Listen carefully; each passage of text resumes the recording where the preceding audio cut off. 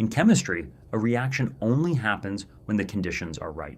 It's no different in real estate. Welcome to the Alkaline Reaction, a podcast from Alkaline Advisors, where we break down the deals, partners, and capital structures that turn opportunities into outcomes. I'm Spencer Correnti, and today's reaction, basis, and why the price you pay going in forgives every mistake you make later. Picture an operator at his desk, late, looking at a deal he wants.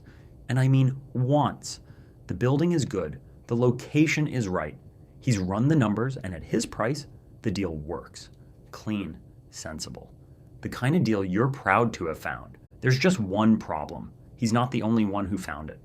There's another bidder, and that bidder is willing to pay more. And now our operator is sitting with the feeling that anyone who has ever chased a deal knows in their stomach. The feeling of watching something you want slip towards someone else's hand. So he does the math again. If he stretches just a little, pays a bit more than his number, he wins. And the pro forma still sort of works. If the rents come through, if the market cooperates, if he executes cleanly, he can tell himself a story where the higher price is fine. Every instinct is pushing him to stretch. Nobody wants to lose. And this, right here, is the exact moment that decides more real estate outcomes than any spreadsheet ever will. Not the business plan, not the interest rate. This, the price on day one, because he is about to make the single decision that will either forgive all his future mistakes or refuse to forgive any of them. Let's pull up, because there's a principle underneath that moment, and it's the most underrated idea in this entire business. Basis is just the price you paid. Your cost going in. It is the least glamorous number in any deal, and it is quietly the most important one. Here's why. Charlie Munger had a habit that would have saved this operator a great deal of pain. He didn't ask, how do I make this work? He asked the question backwards. What has to go wrong before this kills me? Invert. Always invert. And when you ask a real estate deal that question, the answer almost always comes back to basis. Think of your basis as your distance from a cliff. Buy cheap, and there's a lot of ground between you and the edge. Rents can soften, a tenant can leave, rates can move against you, and you're still standing on solid ground, bruised but alive. Buy expensive, and you're standing at the very edge on day one. Now, every single variable, the rent, the vacancy, the exit, the refinance, has to cooperate perfectly just to keep you where you are. One gust of wind and you're over. Same building, same operator. Two completely different distances from the edge. That distance is basis. And the operator deciding whether to stretch is deciding, in that moment, how close to the edge he wants to spend the next 5 years standing. Let me show you what that decision actually costs with two operators. Same building, same street, same year. The only difference is the price they paid to get in. One held his discipline and bought at a low basis. The other, the one who felt the pull, stretched and bought high. Now the storm comes, and it comes for both of them equally. The market softens. A major tenant doesn't renew. The refinance that looked easy gets hard. Same weather, hitting two identical buildings. The operator who bought cheap absorbs it. His income dips, but his low basis means his loan was modest, his coverage still works, and he can wait the storm out. He doesn't have to sell into a bad market. He survives, and survivors get to see the other side. The operator who paid up, doing all the same things, with all the same skill, gets carried out.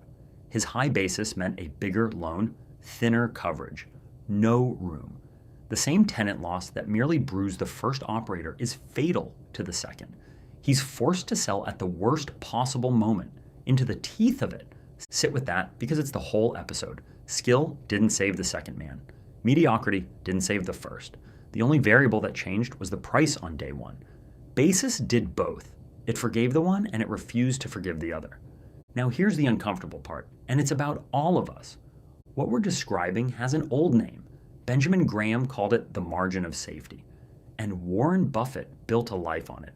The idea is almost embarrassingly simple. The discipline isn't buying good things. Anyone can spot a good building. The discipline is buying them at a price that leaves room to be wrong, because you will be wrong. about something. The only question is whether you left yourself room. So if this idea is so simple and so old, why does our whole industry keep overpaying? And it does. Say it plainly, about us, not at you. We overpay because the industry doesn't reward basis. It rewards stories. Think about what actually gets celebrated. The value add plan, the repositioning, the pro forma full of things we're going to do to the building. Those are stories with a hero in them, and the hero is us. Basis has no story. There's no hero in, I bought it cheap and didn't do anything heroic.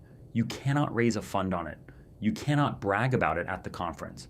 So we systematically fall in love with what we're going to do to a building, and we forget to ask what we paid for it. We overweight the story because the story flatters us, and we underweight the price because the price is just discipline, and discipline photographs badly. And here's the trap hidden inside a high basis. A high price has to be earned back. When you overpay, you're not doomed, exactly. You've just signed up to make up the difference through execution, through raising rents, cutting costs, running the building brilliantly. The pro forma that justified the high price is really a promise that you will perform. But look at when that promise comes due. Execution is hardest in exactly the conditions where a stretched deal is most likely to be tested. The high basis forces you to be brilliant at the precise moment. Brilliance is hardest in a soft market, with a tenant gone and money expensive. You paid a price that only works if everything goes right, on the deals where things are most likely to go wrong. That's the cruelty of it. A low basis asks nothing of the future. A high basis demands perfection from it. And the future in this business has never once delivered perfection on schedule. So where's the good news? It's better than you'd think. Because basis is the one variable you actually control completely. Think about everything else in a deal. The interest rate is the market's decision. Occupancy is the tenant's decision. The exit is the next buyer's decision. Every other number is a forecast, a hope, a thing the world gets a vote on. The price you pay is the only decision that is entirely yours, and you make it before the world ever weighs in. That should be liberating. You can't control the storm, you never could, but you can control how far from the cliff you're standing when it arrives. And that single choice, made quietly on day one, does more to protect you than all the brilliant operating in the world. So think back to our operator late at his desk, feeling the pull to stretch. The mature version of him doesn't win every deal. He lets some walk. He watches the other bidder pay up, and he lets them have it because he knows something they've forgotten in the heat of wanting to win. The deal you lose by staying disciplined was never a deal. It was a trap with your name on it. The best investors aren't the ones with the best stories. They're the ones who bought so well, the story never had to be perfect. That's the work we do at Alkaline Advisors. We hold the line on basis when the pull to overpay is strongest, and we underwrite the price against the storm, not the sunshine, because the entry is the one decision you can still get entirely right, since the deal is won or lost in the structure and the downside, not the headline return. That's today's reaction. If you found this episode helpful, please subscribe and join us next time as we continue breaking down the commercial real estate industry. I'm Spencer Correnti, and thank you for your time.